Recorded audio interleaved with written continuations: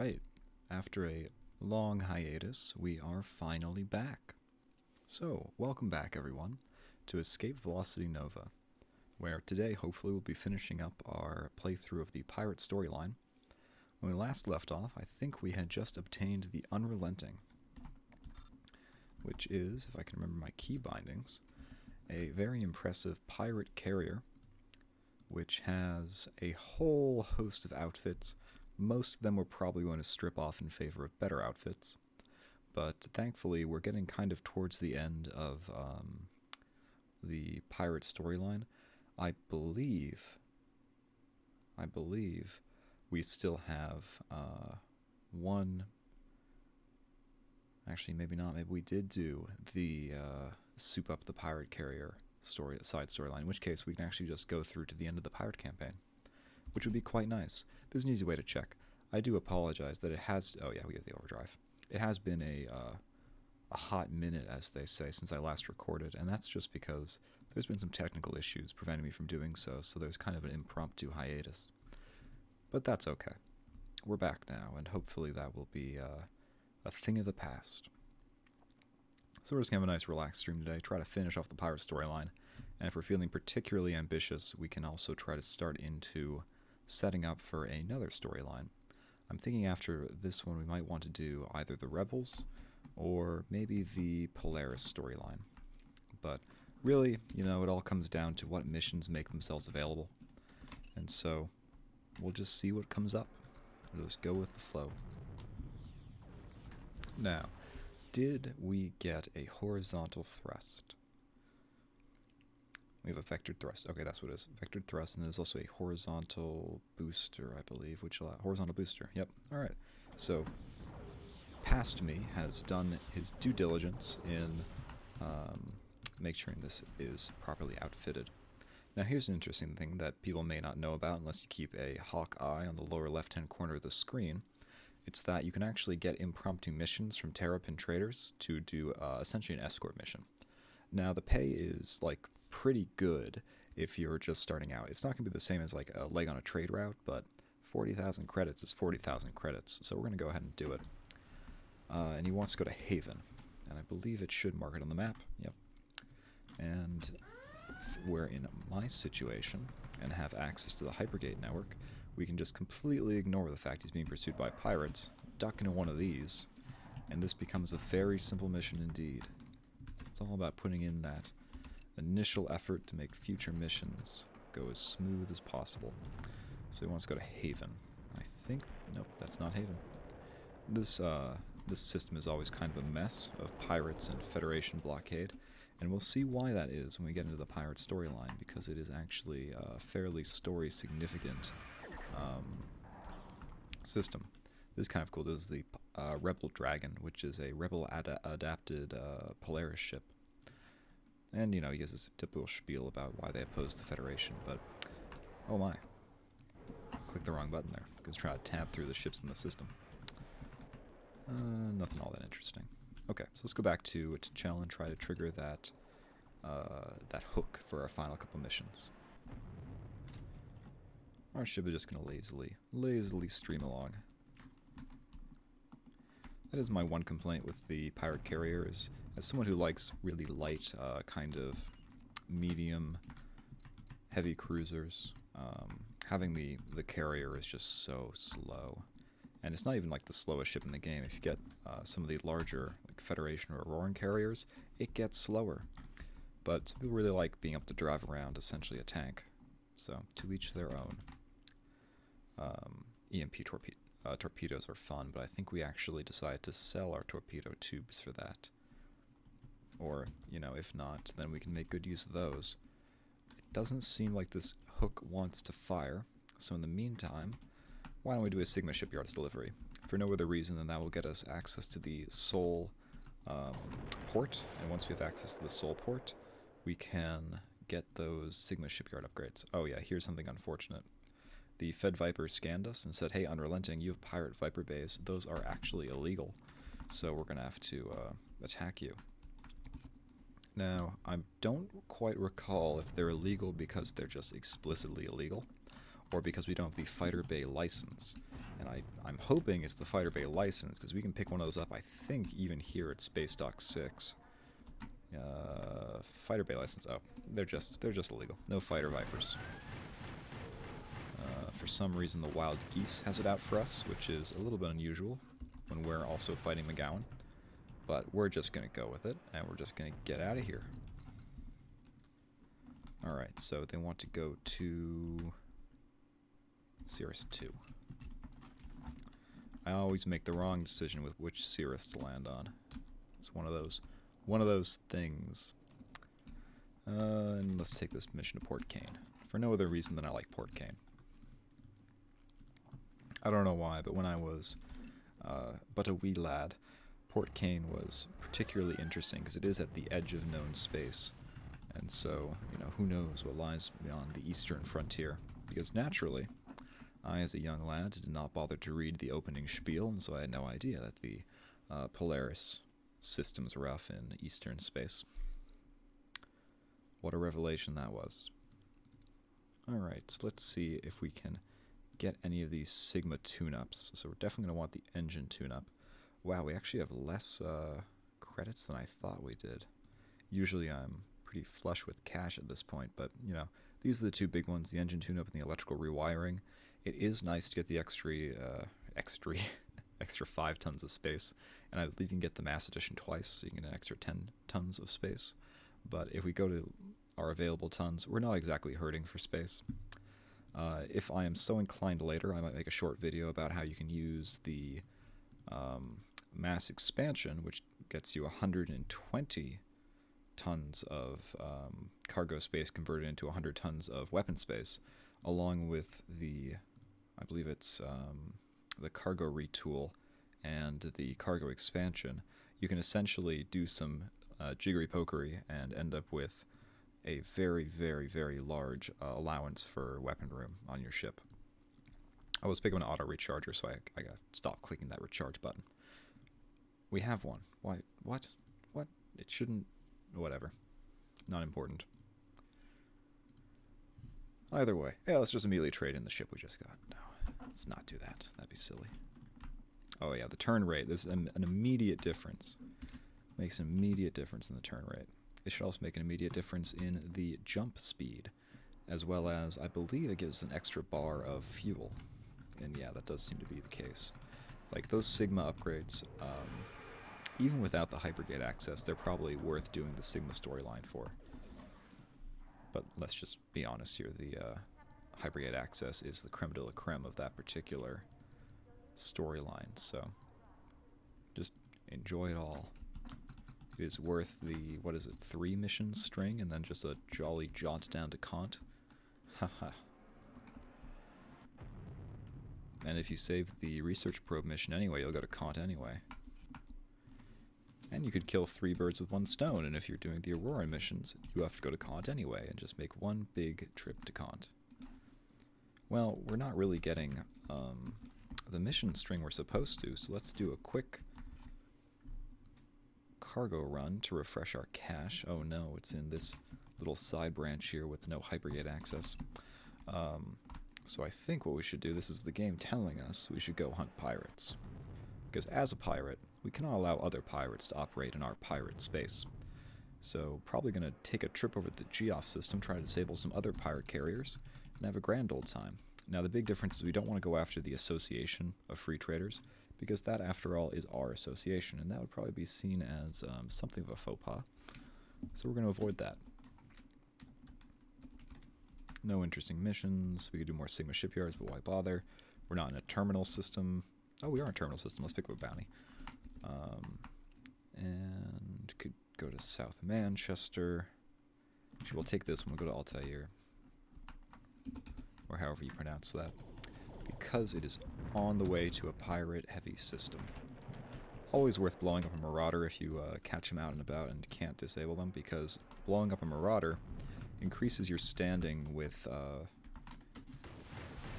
get him. Increases your standing with every other adjacent system.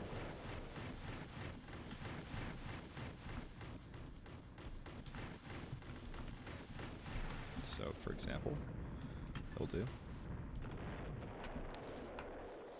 My brain just completely turned off for a minute there. I was wondering, why are we attacking this Auroran ship? And I realized, oh, it was an Auroran bounty and not a pirate bounty.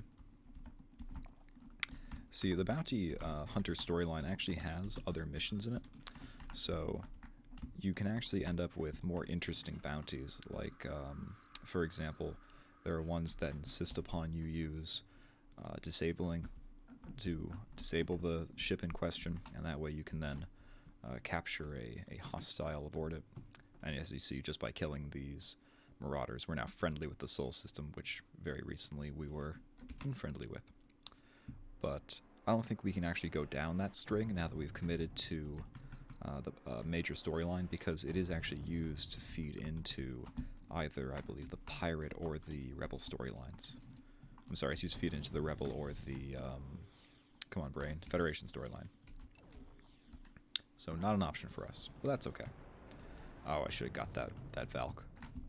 It's always worth going after Pirate Valkyries, because even if they're not Class 4, which is considered to be the best class, they are still upgradable.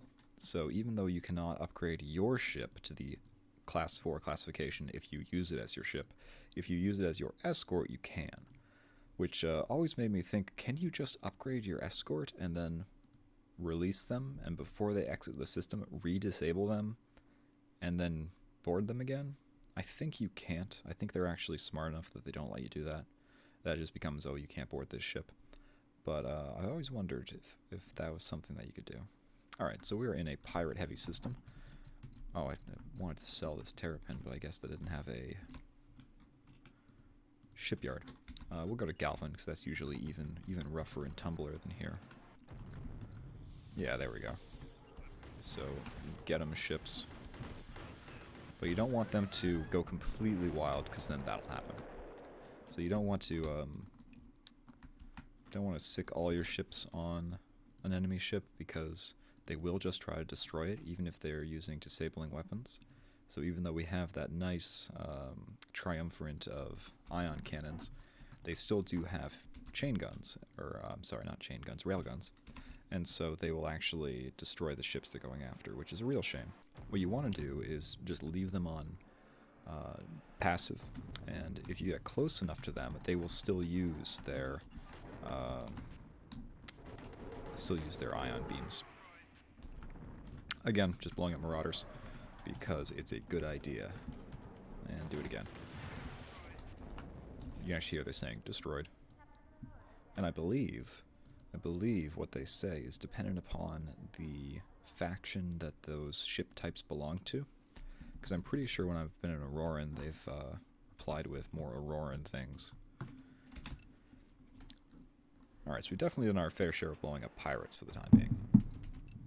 We should go to Geoff and try capturing some. That's far more lucrative. But this should sell off the Terrapin, if nothing else. There's still nothing waiting for us in the Viking Bar. You know, even though supposedly the trigger chance for these missions is quite high, it always seems as though, you know, they never quite are as high as they say they are. And, you know, I've taken statistics classes. This isn't just me being crazy. It just seems like perhaps the information used on the storyline guide site, which the name currently escapes me, is not always completely accurate. Because I've been going to, like, planets where supposedly there's a 100% chance of a hook, and it only happens, you know, for 50% of the time. We're just going to attack this pirate. The Fed's going to take care of it anyway, but hey, might as well get credit, right? That is the issue with this system, is because it is considered to be a dangerous system. They send Fed patrols through it. So even though we have this nice, juicy Manticore, it's not going to win against a carrier. Or if it does, it'll, on the off chance it does, it'll try to disable the carrier, and then we can swoop in and get the carrier and the Manticore. But unfortunately, that does not seem to be in the cards today.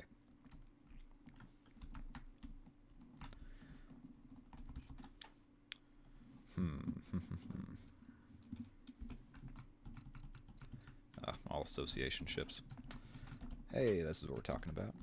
And they're going to try to fight because they are free trade and pirate, unless they're just going to flee the system. Bleh.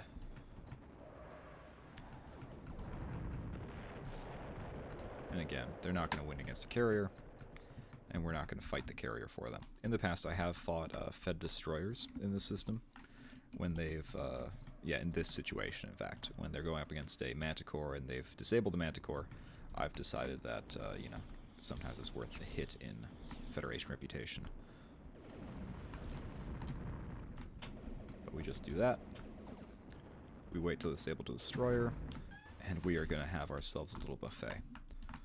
So, we only have 2 Marine battalions, so our chance of capture is not great, but oh my word, they have so many credits.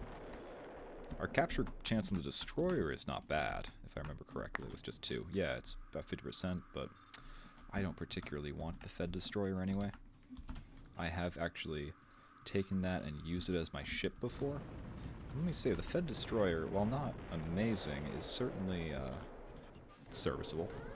You can soup it up like anything else. Is it better than, say, a Pirate Valkyrie? No, but it is certainly more interesting. You can only pilot Pirate Valkyries for so many storylines before it gets really boring. And, ultimately it's a game. You gotta have fun. Alright, so I think the carrier is definitely gonna win. Yeah, and the carrier hasn't taken any prisoners either. Well, tough luck for them, I am. So probably, I'm guessing, like a 1% chance to capture. 7%, that's better than I thought it would be. It's not going to make it, though. But you can see why piracy is so appealing in this game, just because we've gone from having essentially no money to ungodly amounts of money. And you can do this even with a Pirate Valkyrie, as I believe we did earlier in this campaign. So, it is a little bit... You might find it tedious if you don't find it particularly interesting, landing and taking off from a particular planet just to spawn pirates to defeat. Oh, I keep doing that. How embarrassing. But I like the dogfights, and outside of a couple of big set pieces in the storylines, you don't get the chance to fight a lot of big capital ships like this, unless you want to go and provoke them. And by all means, I'm a big fan of games like Dwarf Fortress, where you kind of have to make your own fun. And this is, to an extent, a similar kind of beast, where you gotta amuse yourself. So if you want to go start a little fake war in your head with the Moshai or whatever, and attack their systems and fight their big capital warships, more power to you. Go and do that. That sounds like a great time. But, yeah. If you're gonna do that, it can be helpful to have the Knight of the Red Branch honorary title, which I'm sure we'll talk about at some point when doing the Wild Geese storyline somewhere down the road, because it is,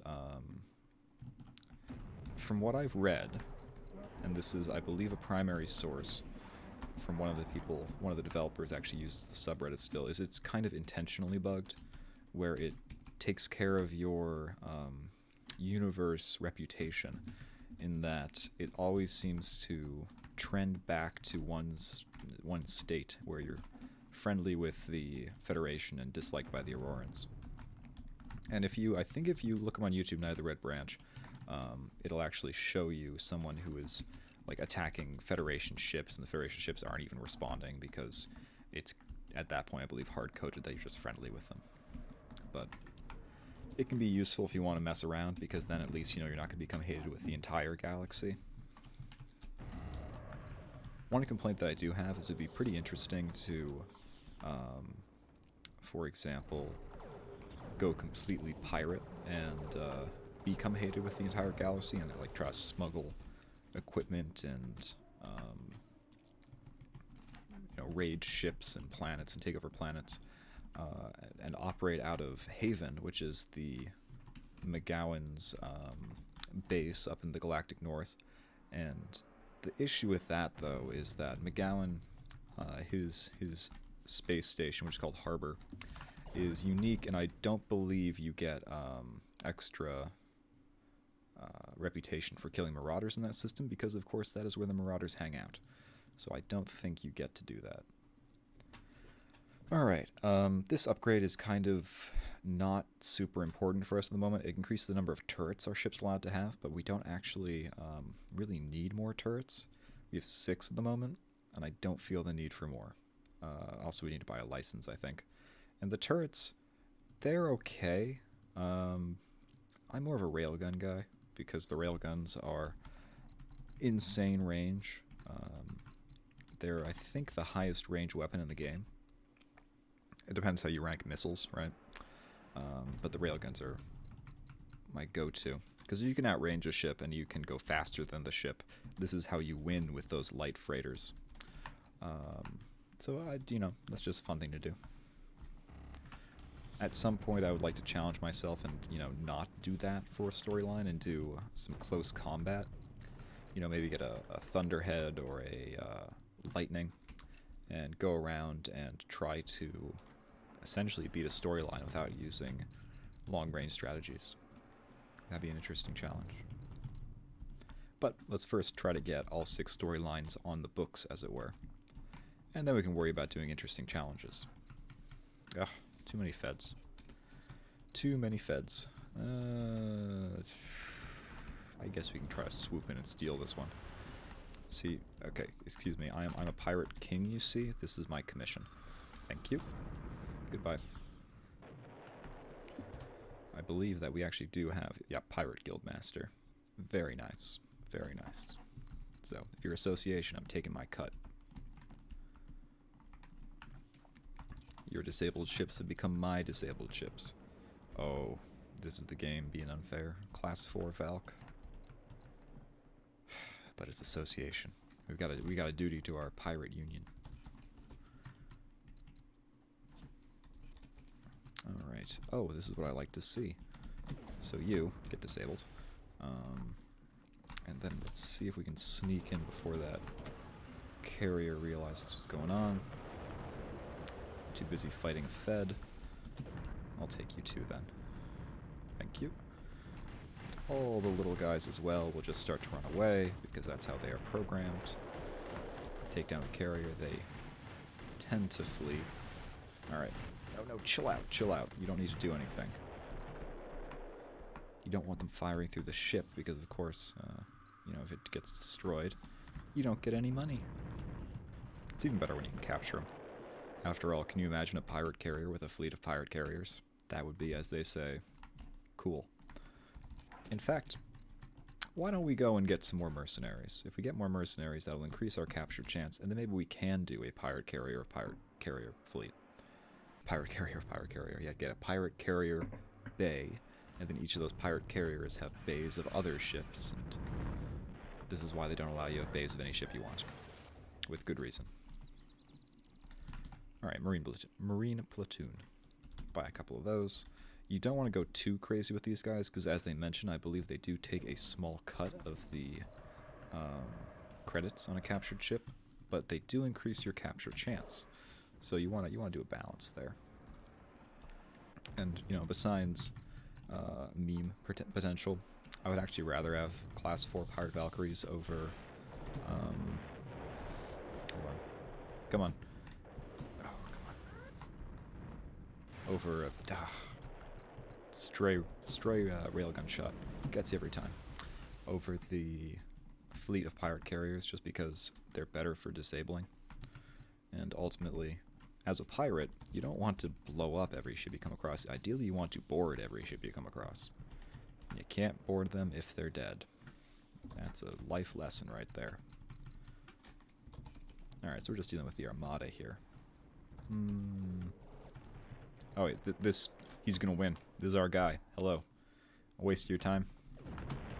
Yep, sure was.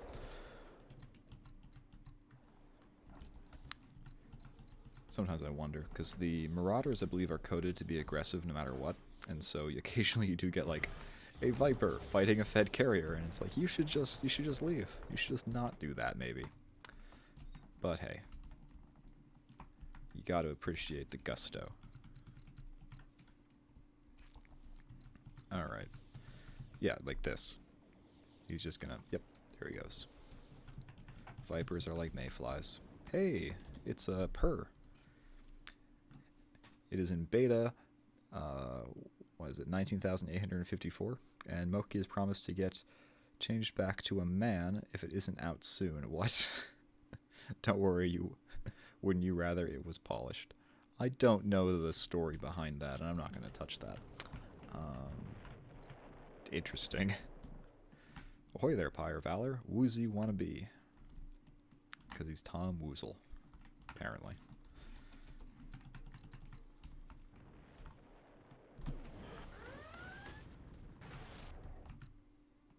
Oh yes, I'll be taking that. Oh. Where's the fun in that? Alright, so we're just getting the Pirate Thunderhead.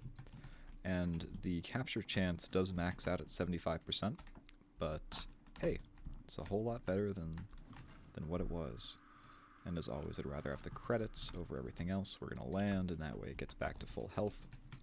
I have lost a couple ships by capturing them and then still being in the middle of a heated engagement. And of course they get blown up because they're at, I think, 25% of their armor when you capture them. So they're not exactly ready for action. Ready for action. Jumps away. Okay. Oh, we could also deploy our assorted escorts, but as I said, they're actually more of a hindrance than a help when it comes to capturing. So we're just gonna not do that. It's gonna go ahead and we're gonna not do that. We're gonna put covers on our TPS reports. That'd be great. Thanks. All right. Oh, nothing interesting. I'll tell you the height of entertainment here. All right. So I think it's time to go back to T'Chel and hope and pray that the next link in our story chain is ready.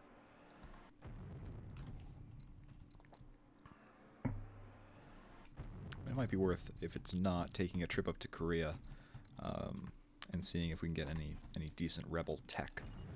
I believe their sensor boost is not as good as the pirate one, which is one we of course currently have, because it says outside of Polaris space this is the best you can get, but they might have some harder to find outfits. Oh, I didn't set that to sell, did I? So we're just gonna do some menuing in the middle of this dogfight and secure ourselves a cool 42,000 credits and another trip to the bar. Because again, at this point you should be well familiar that everything in this game takes place in the bar. I tell you, it's an expensive place to do all of your meetings. We disabled it, might as well board it.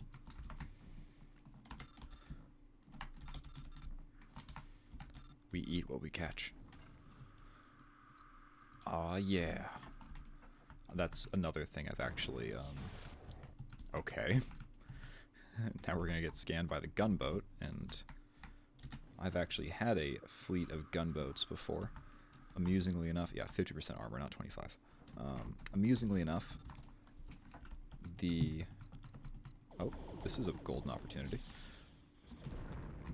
The pilot I use to test my audio levels is currently captaining a fleet of rage gunboats. What are you doing? Get away from that. You don't, it belongs in a museum. Oh well. Oh well. Alright, so let's go up to the rebels and sell them this sweet Federation equipment that we have so bravely captured from the Cana system. So the Fed Anaconda, 22,000, not bad. And the Viper, which is, let's face it, not the... oh, it's the Heavy Fighter variant. That's not bad. If you're going to insist on piloting a Federation Viper, you either want the Heavy Fighter variant or the Auroran Outfits variant. I believe the Auroran Outfits variant has... oh, it's either a chain missile launcher, not chain missile, chain gun, or it has like a single railgun. But hey, it's better than nothing. I think one of them even has a fusion lance, or actually that's the Pirate Viper variant. That's what I love about this game, is even within the ships there are so many little variants, and so you can tailor what you want. Okay, so there are a lot of interesting exotic weapons here. These are from the Giltechnia storyline, which, you know, they're good. They just take up a lot of room, but I guess that's not really a concern of ours anymore. So this might actually be an appealing ship to use for some planet capturing if we want to load it up on stuff like that. It might be worth getting a fission reactor, just because they're like solar panels, but of course way more efficient, and we're already spending 3 tons on 2 solar panels. So if we sell both of those, it's only really a 4-ton investment. So why don't we do that? And it's pretty efficient. It does cost 1 million credits, but it's an investment in our future. Oh, I, for some reason, never restocked my Hellhound missiles. Let's go ahead and do that. We can afford it. It's only 50. Ion Dissipator. Very nice. Huh. I wonder if having 2 increases their usefulness. Judging by how the N+1 glitch works in this game, I somehow doubt it, even if it's supposed to. That is something that you can always fix if you don't like. You can always patch the N+1 glitch. There is a patch floating around that you can get. Ah, rats. Well, might as well get credit for blowing it up, if nothing else. If only that fleet hadn't come in. On the plus side, now we get to board. Shoo, it's mine. Ah. Alright, what about the... I'll take the Viper. Now, I believe doing this actually does decrease your reputation with the people you're boarding. However, I'm a pirate. My morals are somehow loose, or somewhat loose.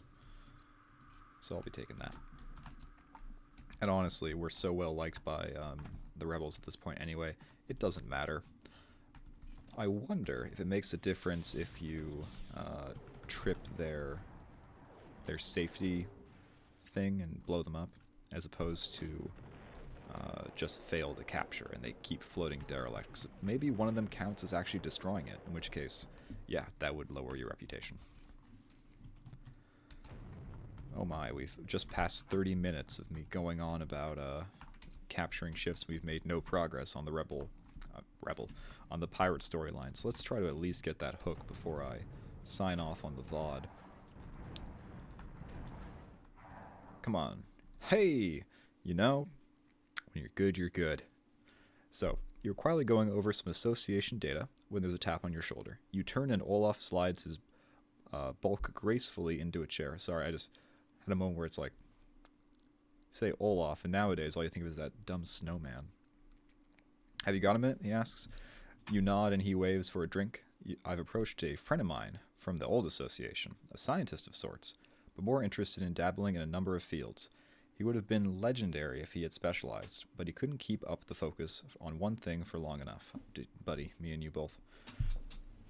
He's been working on a couple of small devices for us, and his work has snowballed into a couple of major innovations in the fields of robotics and interstellar travel. He's given us first chance to see his work for a practical purpose, because he's been unofficially on the payroll for so long. His creations are currently incomplete, but he's sure he'll be able to put them to good use if we help him by collecting crucial resources for him. You ask Olaf what exactly he needs and where you're supposed to get them. He smiles, shaking his head. That's one thing I always liked about you. You never were one to beat around the bush. The first resource you need to collect is a shipment of metal. It's on lodestone in the fire system. Can you fetch it and return here with it? Of course we can. Olaf takes out a datapad and hands it to you. I've heard rumors of problems with workers in lodestone. If you get into any problems, give this datapad to Billy Booyah in the consignment's office. He'll sort it out for you. You wonder where Olaf finds the time to gather all his information, but it would be unwise to question its validity. He's rarely wrong, and even though it has happened, he has never been utterly wrong. This shipment we need is a rare alloy that is very malleable. It will be used in the creation of droids. I don't know exactly how it is useful, but that isn't our concern, is it? All we need to know is that we need that alloy. You shrug, take the datapad, bid Olaf farewell, and head for the door. Okay, so this is continuing the trend of the pirate storyline, allowing you access to unique items, and we will see the fruits of our labor in not too long, because lodestone, I think, is fairly easy to get to with the hypergate. I think I'll go for an hour on the VOD, just to keep it consistent with the past ones, which have been around an hour. I do remember doing like a 2-hour one once, but I don't think that's prudent. I feel like that's a lot to watch in one sitting. Although I completely understand if people want to have this just going in the background, as really it is kind of just it's like a space novel. It's a lot of writing. Alright. You land on Lodestone only to find out the planet is in the middle of a dockworkers strike. The Federation have removed the dock management and accused them of being rebel sympathizers. This has caused the workers to down tools and head for the pub. You head for the consignment office and ask for Billy Booyah. A few minutes later, a harried-looking man walks over to you. "Can I help you?" he grunts, barely keeping a civil tone. You explain to him that you are waiting for an urgent consignment, and that you are unable to receive it. "You and every other bloody spacer in this port," he snaps. "What makes your case so special?" By way of answer, you hand him the datapad that Olaf gave to you. He reads it without looking, picks up a microphone, and calls through the loudspeaker. McCoffle? Spacey, Pitta, and Williams report to Bay 96. That's one of those Irish names that I'm unable to pronounce. Booyah tells you that he didn't realize that this shipment was for Olaf. They will load your cargo as quickly as possible. You thank him and head down to your ship. The cargo handlers load your ship with good cheer, explaining that Olaf has helped out fellow workers on a dozen or more systems in the past, and it was their pleasure to load his cargo for you. So really, we're just kind of like the supposed mob connections to the worker unions. Before too long, you are headed back to Viking, which I'm not sure is a flattering comparison to make. I think unions largely want to be seen as legitimate and not backed by mafia muscle. But hey, we're going to go with it. Why not, as they say, as long as it tells a good story.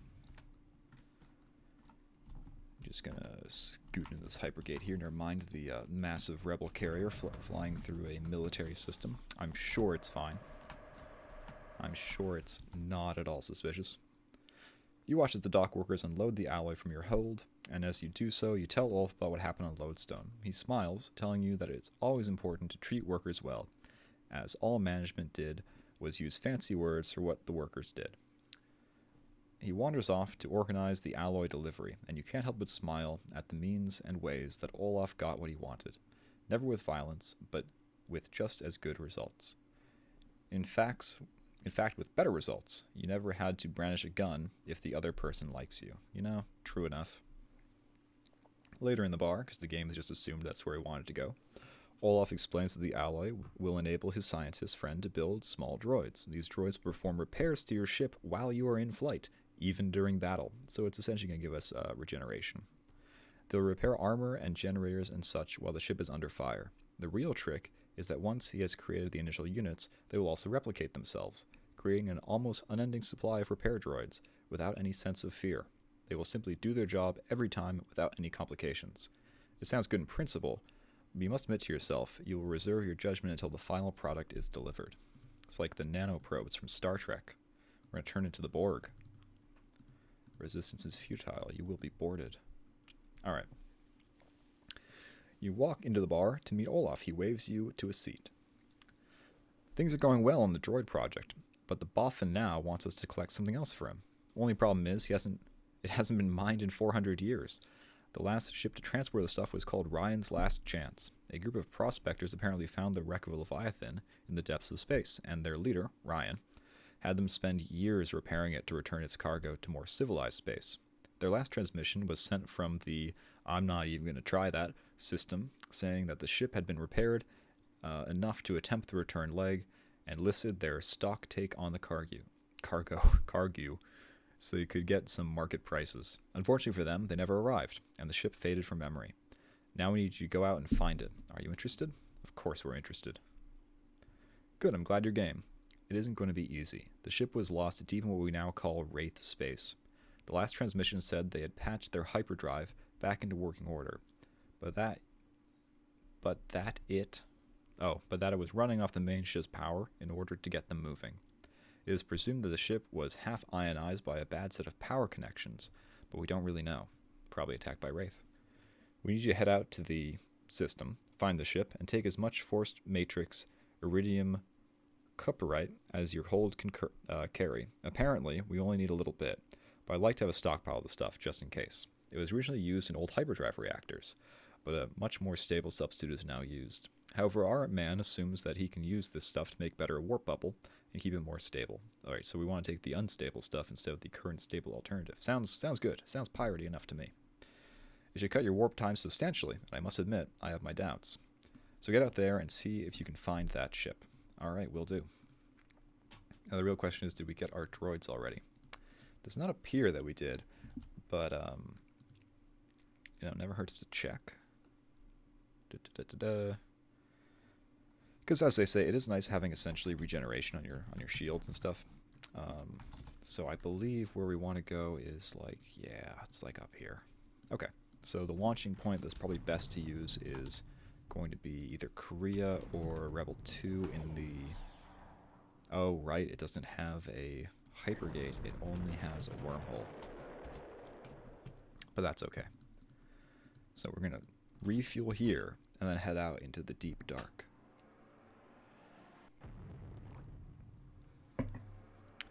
I'd be interested to see a kind of Expanse-style show based on the EV Nova storyline. I think that'd be pretty cool.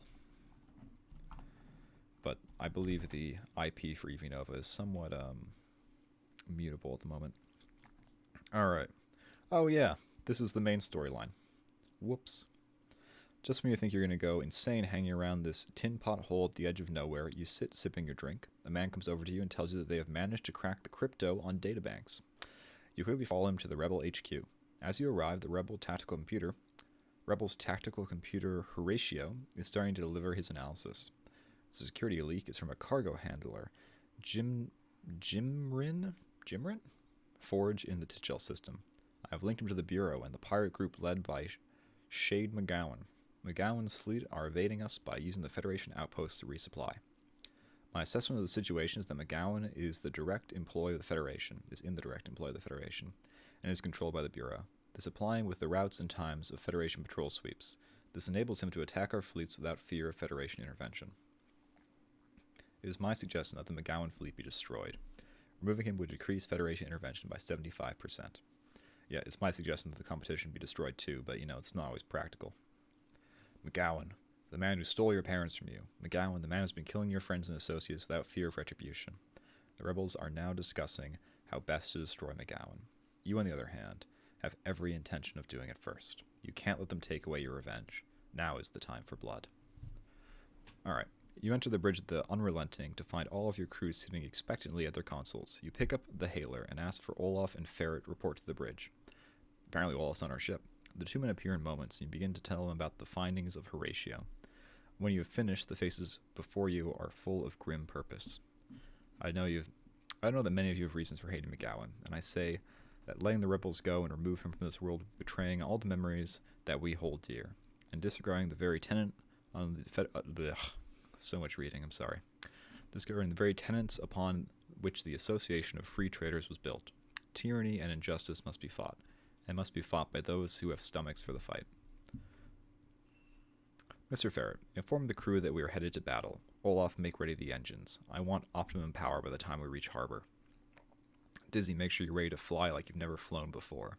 And Mr. Fjordham, keep the information coming to my screens. I need to know which ships are weakening and which ships are in full flight.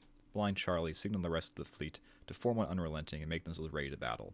We go to end a great evil, and by all that is sacred, we will succeed in our task. So this is the last mission of the pirate storyline, but I would like to finish off the side mission we're currently doing, because quite frankly, it's kind of neat to see all the optional stuff you can get. So we don't need to do the final one just yet. I just hope that it doesn't prevent us from finishing off the side storyline, because there is some things that do trigger like that. Are we being pursued by a pirate fleet? Yeah, we appear to be.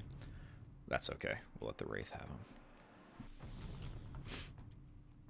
Alright. This is as good a place as any. Good a place as any.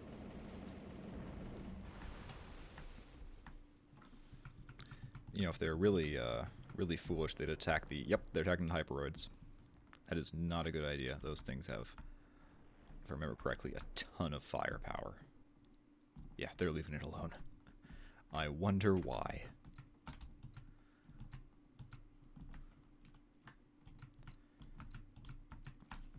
That's using your brain instead of your brawn. Lure them into one of these systems. Let the Wraith and Hyperoids take care of them. And we'll lure them into this one. They will not fare well. Oh good, it's not like Hottatanius. I was afraid this was one of the systems which is a gas giant. which is absolute... Oh, there's a Wraith. And notice the pirate has been exploded. The gas giants are absolutely swarming with Wraith. And, you know, Wraith and dogfights, the Wraith usually win. You're not really meant to fight the Wraith.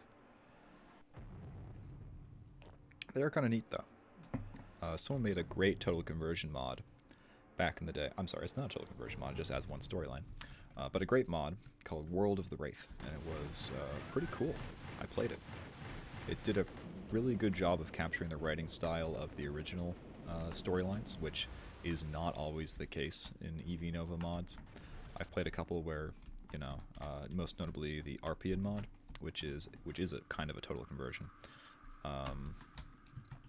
And Arpia didn't do much for me, just because the way it is written is so counter to how the original game is written that it loses a lot of its charm.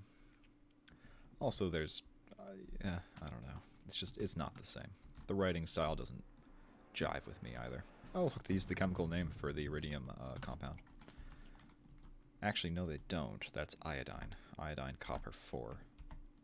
Wait, what? You can't even have whatever. Some people. Alright, so we're almost back. Then we get a good look at these sweet, sweet outfits. Whew. I'm excited. Are you excited? You should be excited. Provided we're not going to be forced into doing the final mission already. Which, while it would be a shame, would not be the end of the world. It would mean we can finally move on to greener pastures in terms of storylines. Not that I don't enjoy this one, but it might be nice to finally put a bow on it. And I'm thinking about maybe playing some other games at some point too. I'm a big fan of the Shanti games because I like Metroidvania, and so I might want to do like Pirate's Curse at some point, or Risky's Revenge. I've played both of them, and I like to think I'm fairly good at them. Gotten all the achievements in both of them at least. So it might be fun to stream that. Have a relaxed day, kick back, just grind through all of them. Alright. Olaf keeps quiet as you tell him about the scene at Ryan's last chance. What scene? Olaf grimaces. I remember one time we had hull decompression in battle.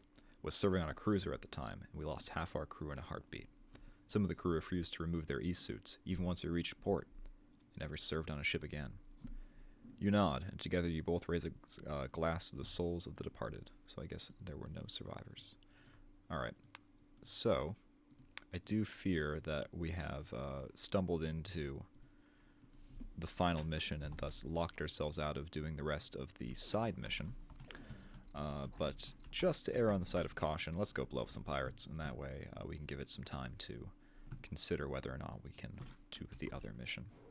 Because I believe the difference is you just can't complete the one we're on before the side mission is over. I don't think there's a prohibition on starting it, but I could be wrong. I have been wrong before. It was a good place to fight pirates. Hey, guess what? They're disabled. And the other pirates are like, nope, we're out of here. Now, I always could take a Manticore as my ship. I have piloted Manticores before. They're okay. You know, they're better with the R+1 glitch fixed, because of course then they can fire all of their tractor beams at once, and that's truly a force to be reckoned with, but I'm actually quasi-tempted to keep the Manticore, because it does have a tractor beam. It's the light weapon variant, it might not. I don't remember. Ooh, Pirate Valk. For someone who finds Pirate Valks as boring as I do, I certainly do like having them in my fleet. Also, that Fed patrol boat is on point. How he dead zoned that Pirate Valkyrie so we couldn't get it around him. That's how you use your superior maneuverability to your advantage. But, you know, it's kind of hard to do in 2x speed.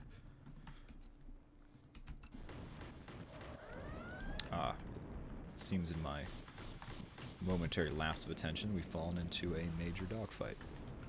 Who else is attacking me? Pirate? Whatever. I assume these are McGowan's men.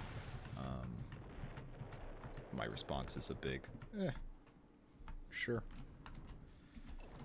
Great thing about the Unrelenting is they don't lie to you. It is a really good ship. So, meh. Oh, Polaris. Always fun to see the Polaris. There we go. So I just wanted to land there so we can get our Manticore back to full fight and health. Because if it's not, it'd be a shame to lose it in a random dogfight. At the very least, you want to sell it, because I believe it sells for quite a bit. Yeah, 1.2 million. I think I'd like to have that in the bank, as they say. So maybe we are locked out of this. And truth be told, the item you get from it, or the items, are the repair droids, which are nice to have. And something that makes you go into hyperspace faster. So it's not groundbreaking. It's nice. But if it's not on the cards, it's not on the cards. I wonder if I could just abandon that mission and then take it up again. Oh, look. So, for all you truly old fogies, here is the Zero Wing reference. How are you, gentlemen? All your base are belong to us. You have no chance to survive. Make your time. Ha ha ha. And so this guy is apparently a character from Zero Wing, and he flies a red Leviathan and is a meme. What's kind of fun is you can actually disable him and capture and pilot his red Leviathan. I've done it. I would not recommend it because it is not good, but you can. Let's just get him as an escort. Oh, not today. Not today. You win this round. What are you gonna do? You all take, though.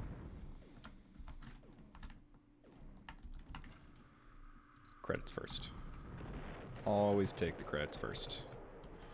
Bird in the hand, worth two in the bush. Good stuff. There's another uniquely colored ship. It's another Persona ship, which is called Shade of Blue. And Shade of Blue was a beta tester. And so they have a blue Zephyr. And the blue Zephyr remains blue even after you disable and capture it. It's also, like, pretty good. It has a cloaking device, it has a multi-jump organ. It is pretty decent ship if you can disable it. The only problem is it does use Polaris tech, being a Zephyr, and so it's actually not trivial to disable. I'll take you. Maybe I won't. Maybe I'll just swoop in here. Sure, I can give you a lift, mainly because it will annoy this pirate. Although I kind of want it. Oh well. It's just not my day. Alright, where does this guy want to go? Journey's End. We can do that. We can go to Journey's End. Boop. Hop, skip, and a jump from where we are now.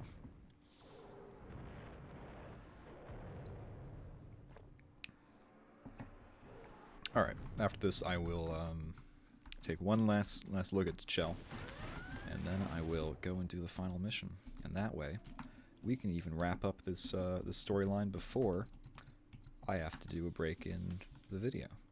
It'll just be a nice, neat, hour or so. I don't want to seem like in too much of a rush, but there are 5 other storylines, and they are quite a lot of fun.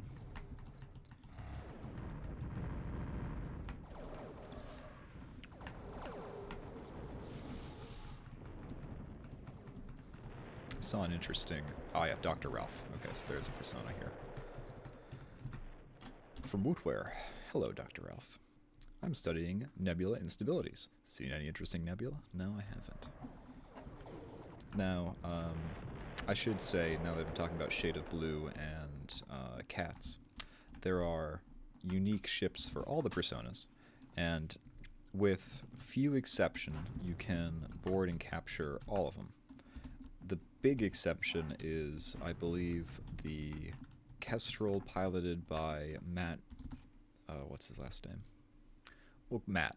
Oh, I'm glad we checked, because here's the rest of that storyline, which is actually just Invincible. So do not fight him, you will die. Or escape. Also, it's not worth getting into fights with the ATMOS people, because, well, you'll see why. You meet Olaf in the shipyard as he watches tech crawling over your ship. Oh, good. He indicates the man behind him, Dr. Ralph Sutherland. The reason you've been flying all over the universe collecting various resources, we are installing his inventions. The doctor explains. This is the Sutherland Warp Time Compressor. It uses an energy field created through the use of a forced matrix. Doctor, you've lost me already. You interrupt, smiling. What does it do? So this is one of the few times in all of EV Nova your character talks. It's usually not done. The only other notable examples I can think of are in the Auroran storyline. Yeah, usually it's done through like passive tense, where it's your character asks, something. But hey. Oh, that's simple, he grins. It reduces the amount of time you spend in warp space by creating a better warp bubble. Olaf chimes in. Tell him about the droids. Dr. Ralph explains that his droids will repair your ships and themselves, even replacing droids lost in battle. Repairs can be done in space, saving the need for landfall. You simply cannot tell Dr. Ralph how impressed you are with him, nor how his new tools will help you in your day-to-day encounters, and you ask if you can do anything for him. He tells you about his wife and 2 children being held captive by the Federation to ensure his continued work for their navy. You assure Ralph you can help. Bribes are sent, papers produced, and soon you are ready to leave and collect his wife Denise and his children Roger and Jenny from Codec in the Codehaven system. So we're going to go and do that. But if we go in here, we can see that we have the repair droids. These little droids, an invention by the redoubtable Dr. Sutherland, repair your armor while you're in flight. Not very pretty, but extremely effective. These little critters will make you the envy of every trader captain out there. And the Sutherland all damp. When he joined the rebellion, Mr. Donald Chick and his engineers took with them many of Sigma Shipyard's experimental designs. And one of them that has come into fruition was the Olivo, whatever, dampener. Strictly speaking, it is more of a psychological damper. It lessens the EM field strength created by a hyperspace field, but only within the living compartments of a starship. The end result is that humans can therefore endure the more powerful hyperspace fields without mental breakdown, and so starships can travel faster between systems. Okay. If you're a Trekkie, if you like Star Trek a lot, you know that there's often a lot of like really silly, kind of internally consistent fake science. And it's kind of the same here. They use some real science in terms of one of the reactors you get is the thorium reactor, which is theoretical nuclear reactor, but there is sometimes this mumbo jumbo. But we're not going to worry about that. We're just going to enjoy the ride. Oh man, could have taken both of them. So let's not miss our opportunity to get this pirate Valkyrie. Just gonna laze over to here. Got him. And I'm just going to go for the capture. That's why you always usually get the credits first, but I do not need the credits at the moment, so I'm not going to sweat the small stuff. It doesn't seem like any other interesting things are going to be showing up. I'm not going to board the association ship because that would be a faux pas. And so we are surprised to see that no one is there to meet you at the spaceport. Your most trusted contacts had organized this exchange, and the Sutherlands should have been here by now. You glance at your chronopooter and suddenly realize your mistake. The dampener has saved you so much time in warp that you are 2 days early in your meeting. You spend a fruitless 2 days hanging around the port, knowing that there's no point in pressurizing the situation, since it wouldn't get Denise, Roger, or Jenny out any faster. Finally, the time comes, and right on schedule, the contact arrives with the Sutherlands. You're about to take off when you hear the klaxons sounding. You realize that something, or someone, has given the game away, and quickly blast off the station, breaking several laws in the process. A fleet is coming your way, but you think you can handle it. Alright, and so this is going to be a quick escape from the spaceport. It is a Federation, armada, but luckily we have an afterburner. That, for missions like those, are why you buy an afterburner. Because their armadas are slow and clunky, and so it is nice to not have to worry about it. Oh no! I did not expect them to be waiting in the next system. Especially not with so many manticores. Alright, well, live and learn. That just means we'll have to be clever. Oh no, I missed the key. I pressed X instead of Z. So we might lose some of our escort here. I don't know if Codehaven has a wormhole, but that would be a potential solution to this problem. Instead, I'm going to try to jump away before we lose that other escort, just because it's bad economics to lose all your escorts. And then we're going to try to do some maneuvering into the wormhole in Corella. Is that going to be a possibility? Who knows? So let's just actually turn on fight mode. Things will explode. I believe our Manticore has already bought it, but they're not doing badly. Let's put it that way. Mostly feds. Huh. Yeah, so as always, the Pirate Valks are the ones that are pulling the weight because, you know, they're amazing. I'm very maneuverable. I'm actually going to go down to normal speed. Not something I usually bother with, but just because those blaster shots, despite being, you know, I talk about how I don't like using blasters, are surprisingly effective at close range. Which is why oftentimes you try to avoid being at close range, just because the blasters are actually halfway decent. The other reason is because it's harder to avoid missiles the closer you are, and some of the missiles really pack a punch.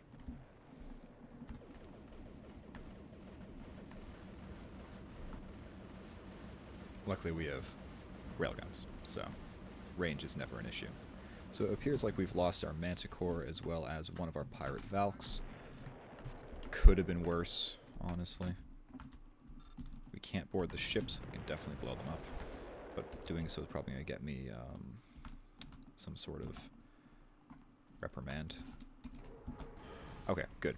So it appears for this particular mission it spawns a set number of assailants, and they just follow you from system to system, and so blowing them all up has removed the issue. That's what I like to see. The time of the hatch is amazing to behold, as a family is reunited. It reminds you of why you attempt the crazy things you do. Olaf heads over to you, clasps your hand, and the two of you head off for a drink, happy to leave the Sutherlands to catch up. Alright. The dampener and the repair droids have performed better than expected, and now that Dr. Ralph's family are free of the Federation, he is now free to join the rebellion. He and his family tell you once more how much they appreciate your assistance, as they board a rebel destroyer to take them out of harm's way. You have become close in the past few weeks. You will miss them. So that is the end of the little side mission there. So we have now our dampener and the repair droids. So we can actually go and do the last mission. Now the last mission is actually no joke. It is pretty hard. But if we prepare correctly, I think it'll be manageable.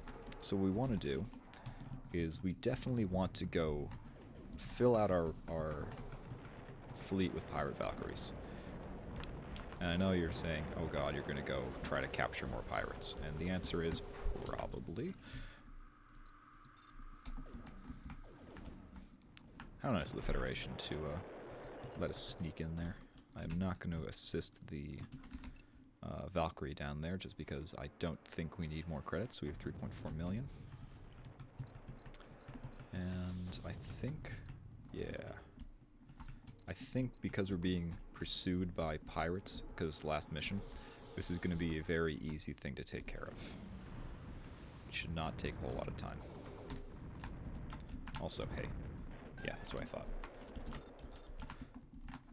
You think 8 Marines would be more effective. I don't really care about getting that free trader there. You know, this is actually not a foregone conclusion. Close range, what is this nonsense? What was I saying? Right, close range pirate Thunderheads are not ineffective. Because when you get close to those Thunderhead lances, they do a lot of damage. So I got one there, and nothing there, and so the destroyer is coming over to try to destroy it. you know, what it says on the tin. I would also accept, yeah, star bridges, because if you upgrade star bridges to the maximum level, they also get tractor beams. Not that we particularly want tractor beams, maybe I'm rethinking that statement, but they're not useless. They do have lower armor than Valks, which is a bit disappointing. Come on, disable. I know we're in escort mode, but I need you to, you know, get the lead out. Ugh, they blew up the Manticore. Don't know why I particularly care about landing Manticores. I don't particularly want Manticores in the upcoming battle, because they are too slow. They actually have issues with effectiveness due to their speed.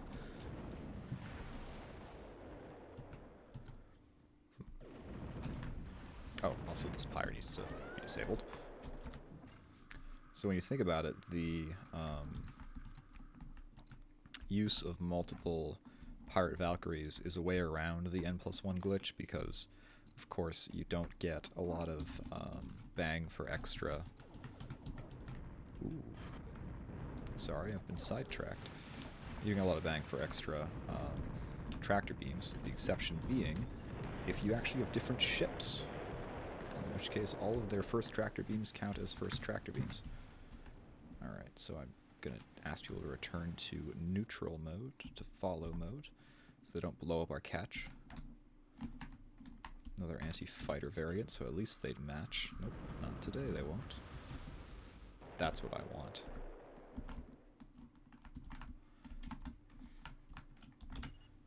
Oh, it was an escort already. Whoops. I forgot I had 3. I keep thinking I lost one in the past engagement. But I guess not. And apparently... Oh, I already have the bay, so that's one thing you can do, is if you have a bay that contains a certain light fighter ship, if you then capture a ship of that type, it adds to your bay, which is nice. Nice way to get free ships. Not that they cost a whole lot anyway. If you are at the stage in the game where you're dealing with fighter bays, you don't really need to worry about that. I got greedy. Got greedy and I got lazy. An original variant. Original flavor Manticore? Don't mind if I do. Capture odds 0. Fascinating. Oh, I have a full armada. That's why. Do I want to sell you? Could. It would go far in paying for the upgrades here. And honestly, I don't like the slow speed. Slow speed is a real issue. Just because they're not effective if they can't outrun small craft. So I'm going to make a tidy profit on that. I'm going to take that, I think.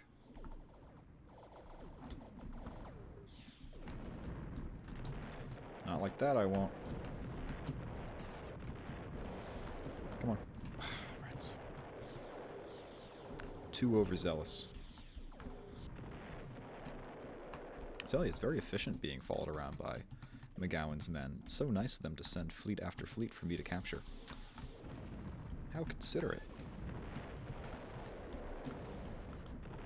Stupid traitor. Blowing up my catch.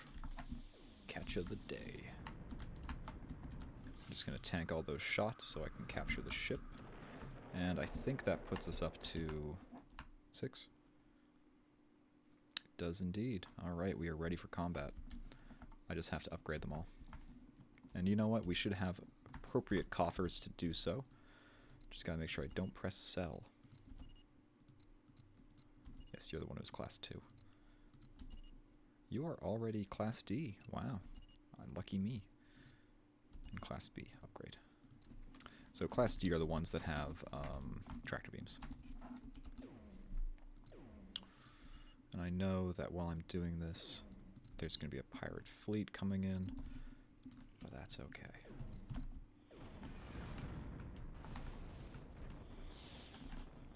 These pirate fleets are kind of pathetic, honestly.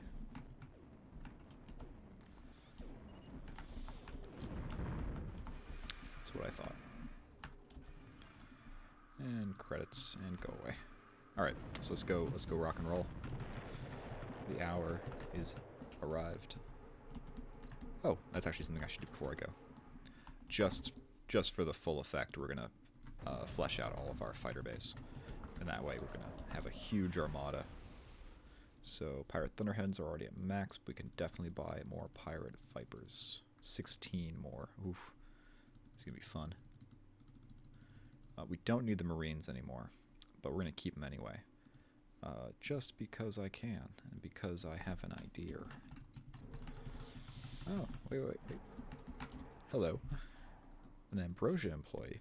A man alone is stronger than any known force in the universe. Well, that's certainly true in these storylines.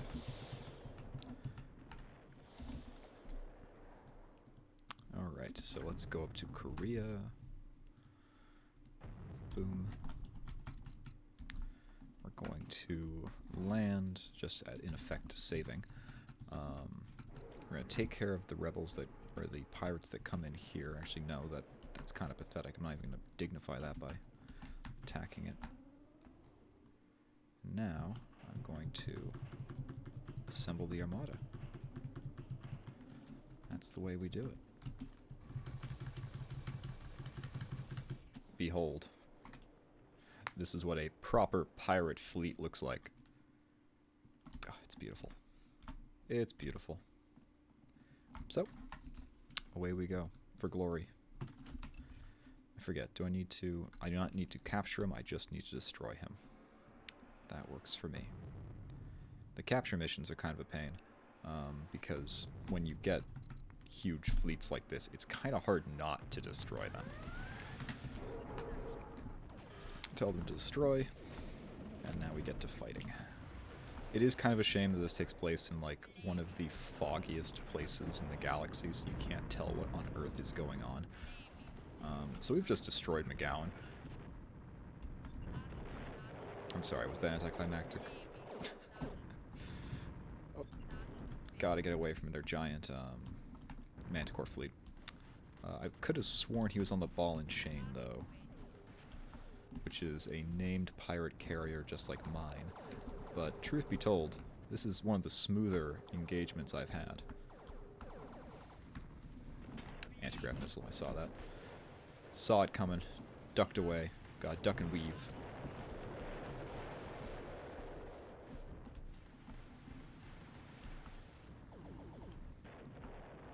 Alright.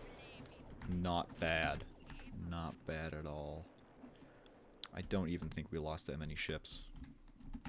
We probably lost the star bridges, because as said, they're much flimsier. We lost one. I can deal with that.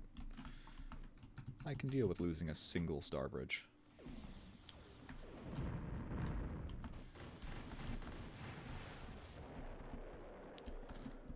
Now let's try to replace it with a Manticore, huh? Indeed. Alright. So, I believe we actually do want to land on harbor. We get to do what we do best.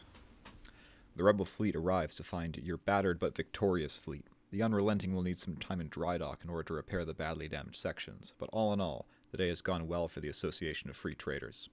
The rebel fleet takes up an escort position, and you land on harbor to celebrate and recuperate. Frandl signals you that the rebellion would like to start using the Association in more of an offensive role to make hit and fade attacks on the Federation. He says the Association ships seem to be well suited for this role, and that they can be used to make the Federation pay for the crimes and corruptions they have committed against the small man. You tell them that you will have to ask the remainder of the members, but that you think they will be delighted to take on that role. The thought of fighting Federation in the open appeals to you. It is with a song in your heart that you tell Dala to set course for the great beyond. What was your father's is now yours. For now, you are happy to leave things the way they are, and leave the worries of the universe to others. For a while, you wonder who will step forward to take the torch from you. With a smile, you head out into the dark comfort of deep space. Deep space. It has been a good day. And with that, we have beaten the pirate storyline. So this, and as you see me tabbing through here, full of ATMOS employees, is 7. So 7 is the system you are teleported to immediately after finishing any storyline. The government is ATMOS, the company that makes EV Nova, and it uses the same image as the Kant system with this kind of ring world. It even uses the same backsplash here. Alright, so, our spiel. This is kind of the credits. After more than 40 months, some 1,000 odd pages of notes and background information, 12 short stories, about 1,000 odd images, about 75,000 man hours, more than 10,000 email messages that take up more than 24 megabytes of hard drive space, more than 10 gigabytes of development files, over 30 meetings, and more than one strained friendship, some of which have remained a little cool. Here is Nova. We hope you enjoy it. Oh, and congratulations on completing one of the major storylines. That's one of 6. Try again and see what else you can find. Good luck, and thanks for playing Nova. And then if you go to the bar, it's kind of cute vignette here. Oh, what? I've never seen this before. This is delightful. As you sit down to enjoy a drink, okay,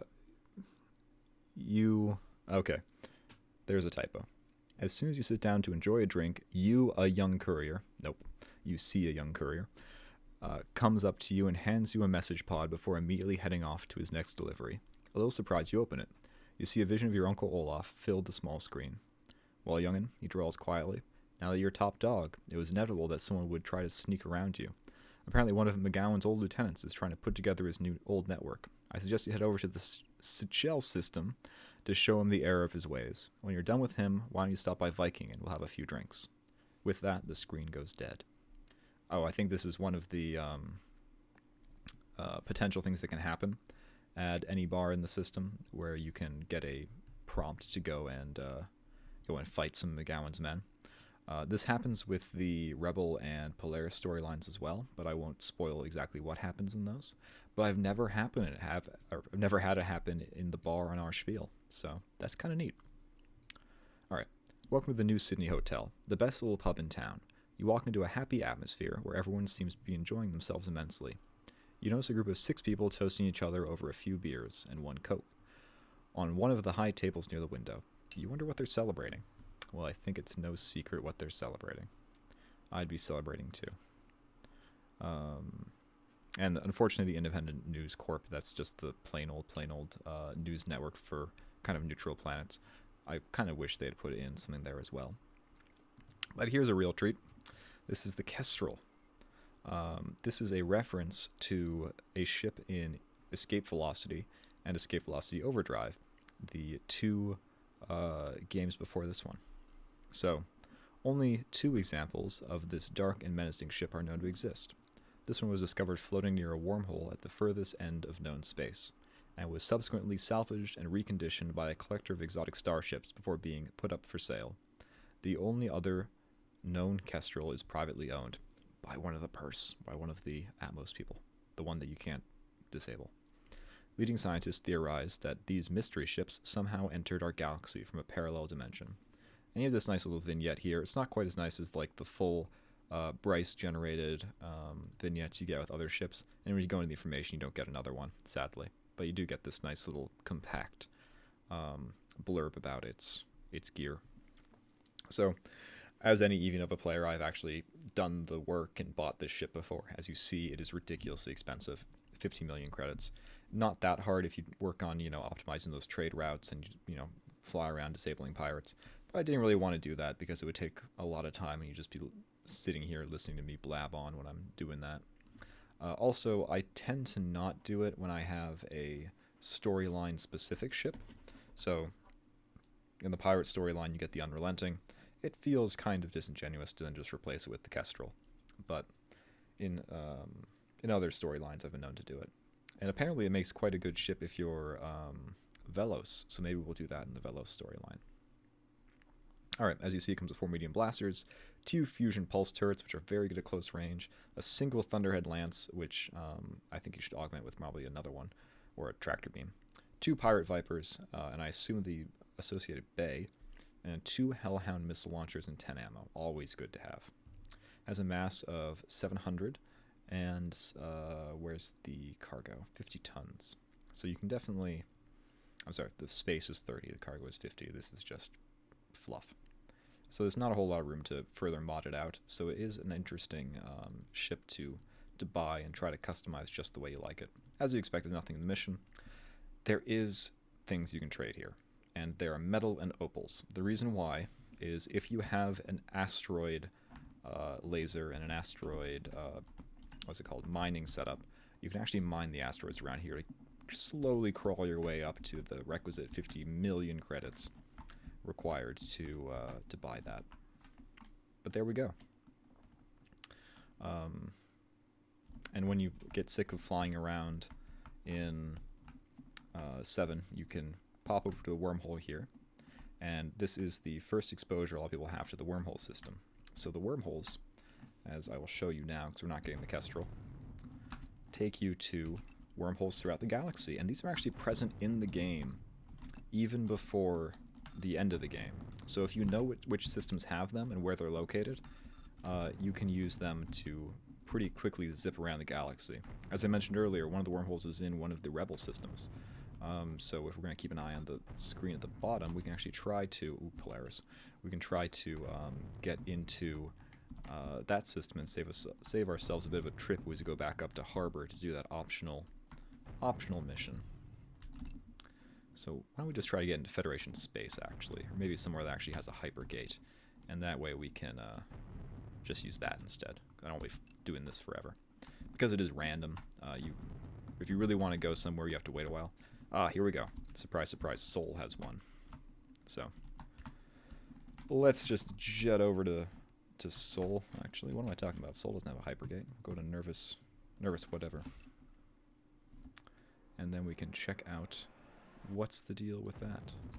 We can go up to the hypergate and use that to go up to Korea, and from there we can go to Harbor. Get lost, pirate.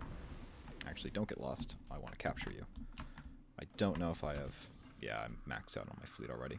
Oh well. Blow it up. Okay. So, I don't think we need any new stuff here. So instead, let's just zip over to Sechel? Sechel? I'm not sure what the name's a reference to. I'm sure it's something.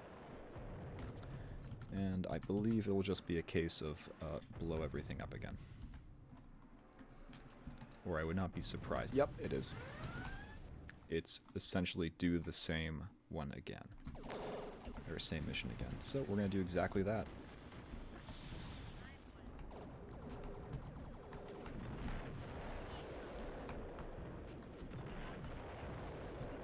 I'm going to turn it back to slow speed, just because it is not a guaranteed win. Pretty close to a guaranteed win, but not guaranteed. I'm going to use some of my Hellhound missiles because they are very effective. One of the tragic things about the Hellhound missiles is that, like the Grav missiles or the EMP missiles, they have a special graphic when they explode, and it'd be nice to see it. Yeah, see, they do little explosions. But they're also long-range missiles, so you never really see them anyway, unless they're being used on you. Alright, so just blowing up the guy was apparently sufficient. We don't have to worry about landing on Harbor again. Although we might get a new Manticore for our trouble. Which, you know, fair. Not today. Alright, let's go recover that escort that got disabled. And hanging out in Harbor is not a bad way to fill out your fleet with pirate ships. But I do wish that, you know, there was a way to, you know, be a pirate and base yourself out of Harbor, work up reputation with McGowan's particular pirate troop. But that's just not to be. If you really want to, you can capture McGowan's spaceport and then make that your base of operations, which, hey, maybe we'll do that at some point. That might be fun. But as I said, I want to currently concern myself with finishing up the storylines and not spend too much time doing silly things just yet. There'll be plenty of times to do silly things in the future. Rebels. Oh, Rebels. Saving my escorts, too. Oh. Let's take care of that. Alright, we're going to go back to Chell, and then I think we'll finally wrap up this recording in like an hour and 30 minutes. So not too discrepant with my previous recording times. Just going to land. After you finish your post-flight routine and giving your crew shore leave, you head out to see your uncle. Everything go okay? He asks a little nonchalantly, and you nod, shrugging. You make me proud, young'un. You grin, and the two of you head to the bar to have a few drinks. This is a problem that'll pop up every now and again, Olaf notes, after a couple of ales have gone down. So I'll keep an eye on the Seychelles system and let you know if anything needs your attention in the future by posting a note in the Mission BBS system. So there you go. I don't even think you get any money for it. I think it's just something that occasionally you have to do. Well, I think that's about it, guys. I think that was the pirate campaign for EV Nova. So, without further ado... Okay, so we are combat rating deadly. So if we wanted, we can try to capture planets. But like I said, I think that's something to do after we've taken care of the rest of the storylines, or if I'm feeling particularly silly one day. So thank you all. It has been a pleasure, and I look forward to doing the other 5 storylines for your amusement. But for now, I think I'm going to take a little bit of a break, and I'll be back in maybe an hour or two, and we can start something new.